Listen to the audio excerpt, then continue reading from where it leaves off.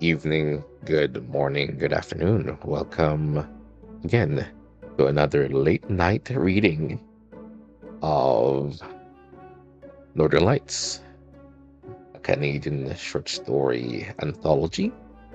In particular, we are continuing with the reading of the first entry in the anthology, which is The Sacrifice by Adele Wiseman.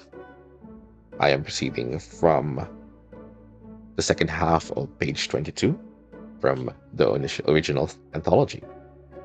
So, once again, please find somewhere relaxing to sit down, relax, maybe brew yourself a warm cup of tea, dim the lights, and sit back as we return and continue with the story.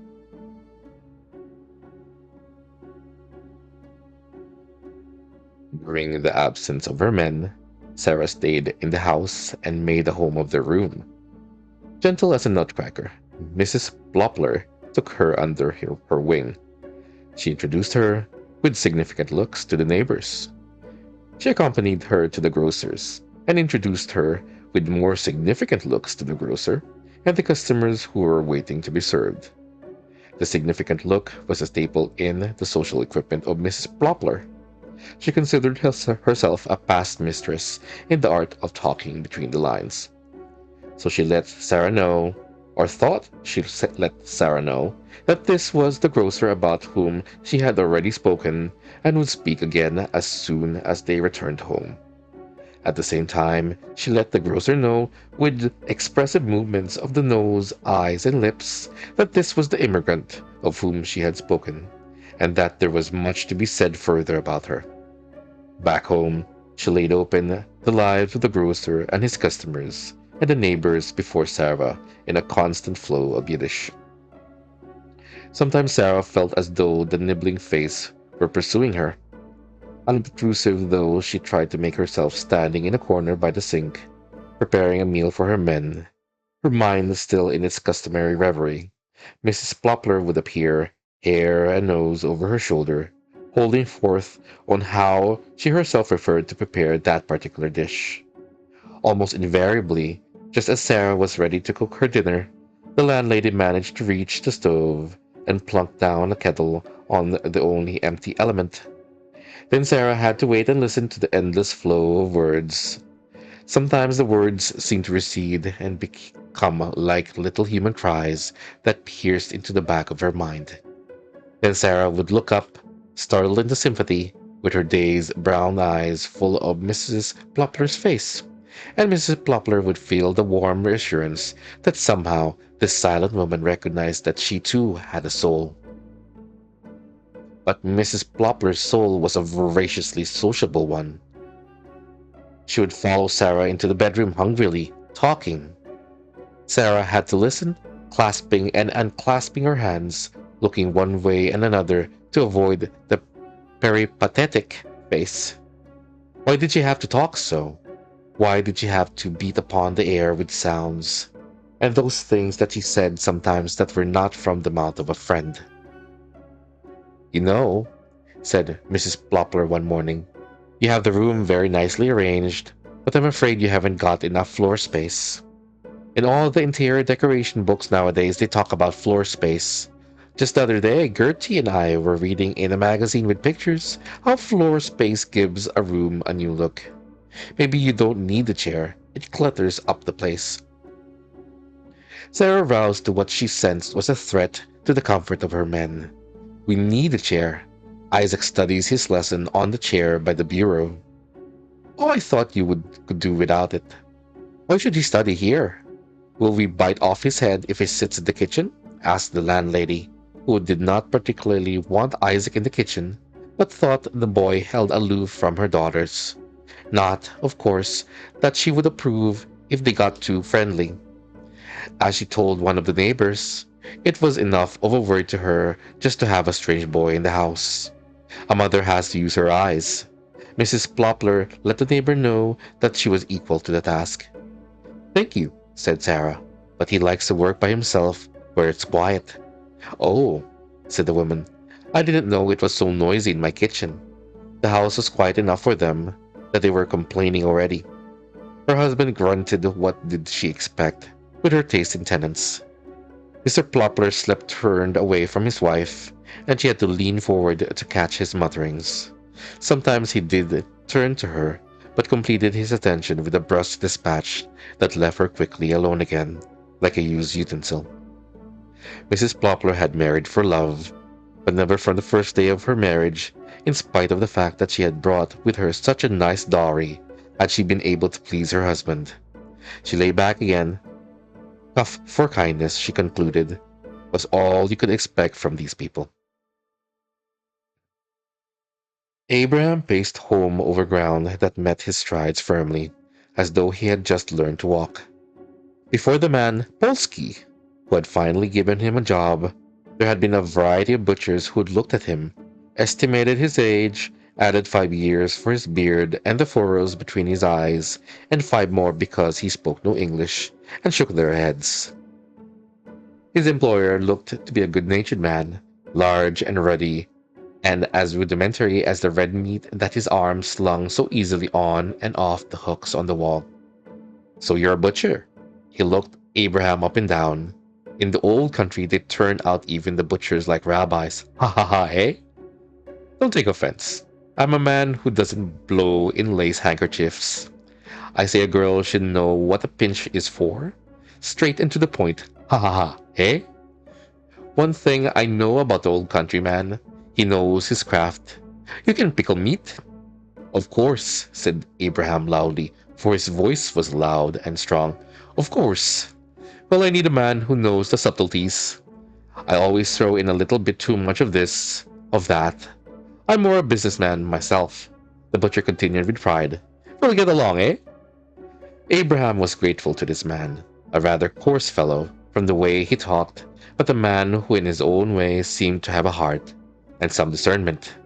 He had, after all, rather rudely, of course, in keeping with his nature, noticed that he, Abraham, had a certain air about him, that he had the appearance of a holy and a learned man.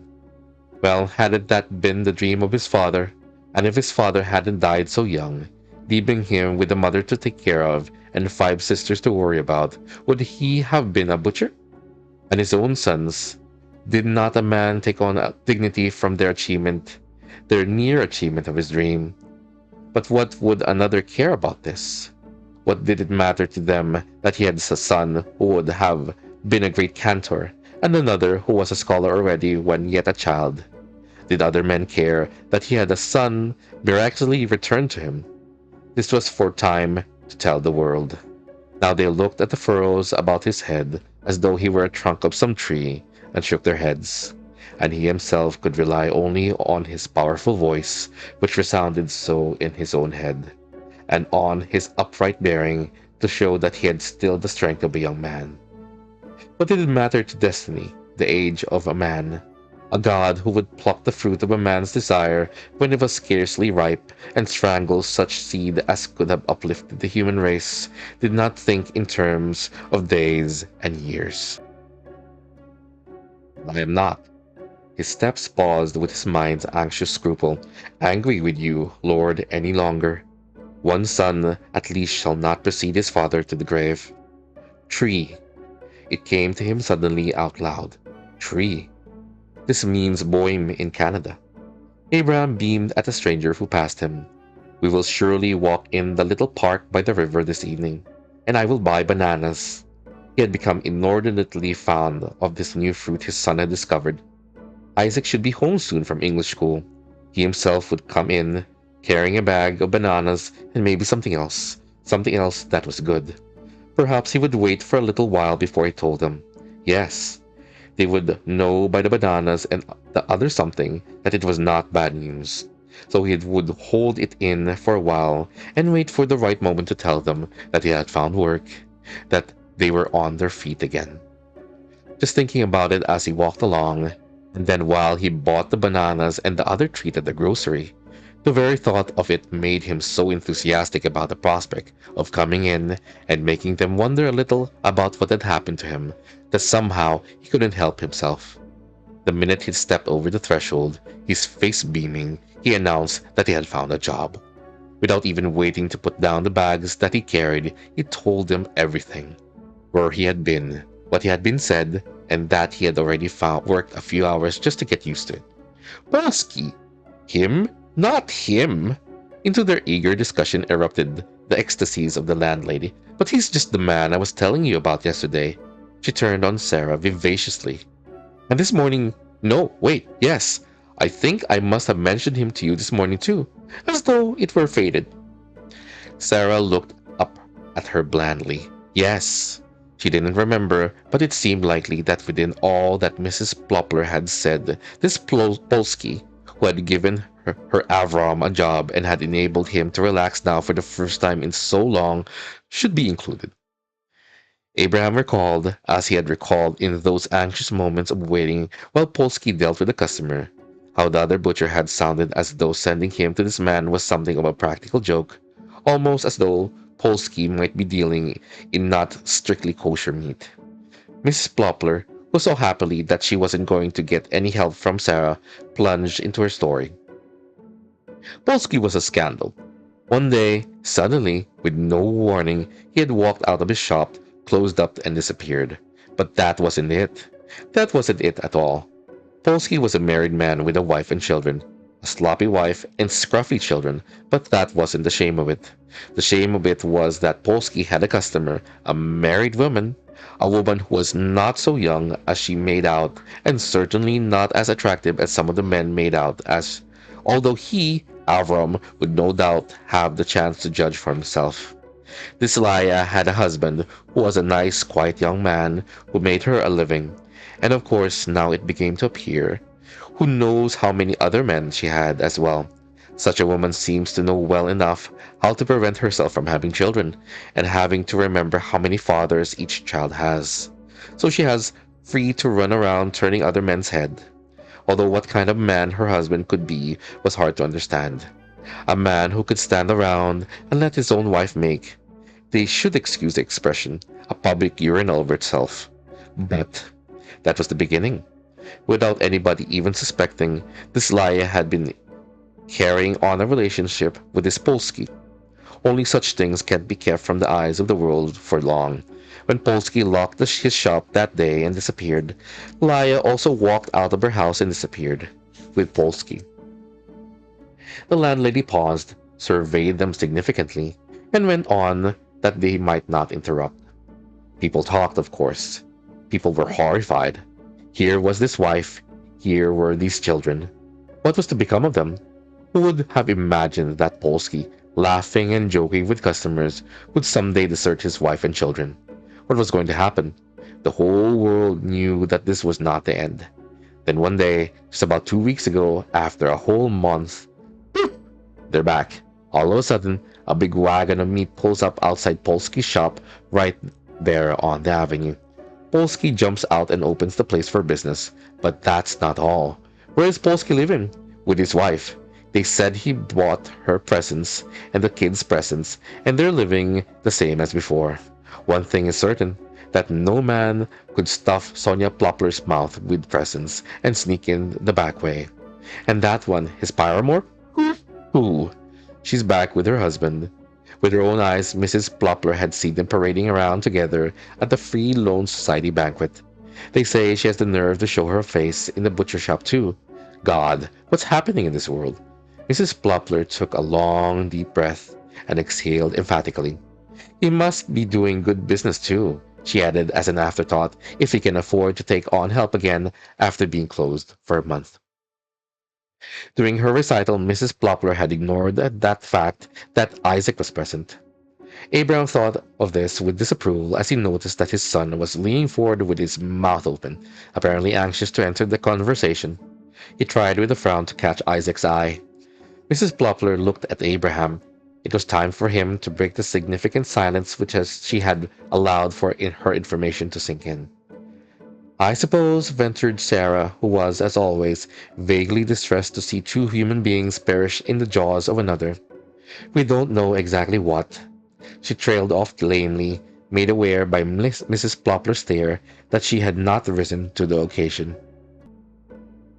How do people know? Said Isaac cleverly, bubbling with his brother Jacob's favorite dialectically approach. That they were together. Just because they were gone at the same time doesn't mean. His voice faded away as he caught his father's eye. Mrs. Plopler's ardor, though dampened, still flickered. To Isaac's bewilderment, after she had progressed from damning Polsky and Laya through all the people who, by their passivity, condoned such affairs, she darted suddenly to the conclusion that it would be only decent for her to patronize the place where her tenant worked. Tomorrow she would go herself to make an order. I'll help you pay the rent, she concluded in high good humor. Later on, when they had escaped from the house and were sitting together on a bench in the little park by the river, with few words passing between them, each one made his own silent voyage into the past and the future.